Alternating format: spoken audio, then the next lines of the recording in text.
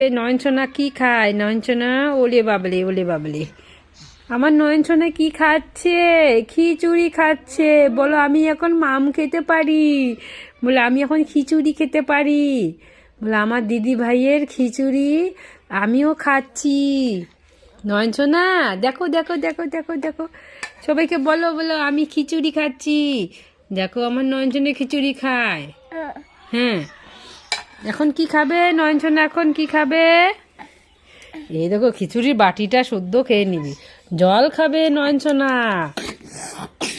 এই যে নয়নসোনা, নয়নসোনা খেয়েছে, জামার মধ্যেও ভরিয়ে দিয়েছে নয়নসোনা।